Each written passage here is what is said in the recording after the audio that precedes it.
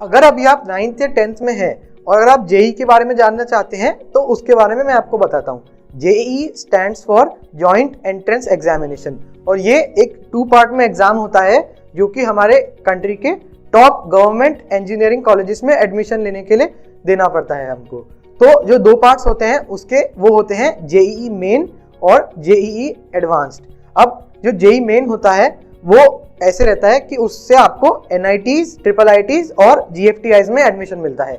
इसका जो पैटर्न रहता है वो ऐसा रहता है कि आपको काफ़ी सारे MCQs देखने को मिलेंगे इसमें, जिसमें आपको 4 में से एक सही ऑप्शन चूज करना होगा। और आजकल इसमें कुछ न्यूमेरिकल बेस्ड क्वेश्चंस भी आने लगे हैं जिसमें आपको एक इंटीजर या फिर 2 प्लेस तक डेसिमल वाले आंसर भरने पड़ेंगे।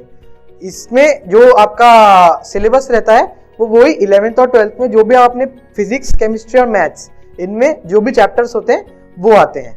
उसके बाद फिर आता है अपना जेईई एडवांस्ड। जेईई एडवांस्ड में पहले आपको क्वालिफाई करने के लिए जेईई मेन में एक ठीक ठाक अच्छी परफॉर्मेंस देनी पड़ती है, जिसमें जो जेईई मेन में टॉप 10 परसेंटाइल स्टूडेंट्स आते हैं जनरल कैटेगरी में, वो सिलेक्ट होते हैं टू गिव जेईई एडवांस्ड। अब जेईई एडवांस्ड से आपको जो हमारे देश के बहुत ही प्रेस्टिजियस IITs हैं, 23 IITs हैं अलग अलग जगह पर, उनमें एडमिशन मिलता है थ्रू जेईई एडवांस्ड।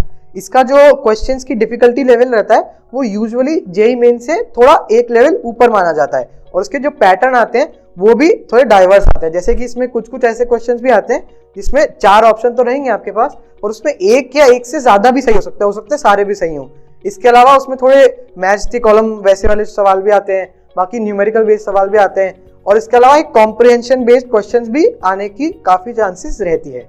तो ये अगर अभी आप 9th या 10th में हो और अगर आपको लग रहा है कि मेरे को इंजीनियरिंग में इंटरेस्ट है या फिर मुझे फिजिक्स, केमिस्ट्री या मैथ्स पढ़ने में मजा आता है, तो definitely it is a right time to start preparing for JEE.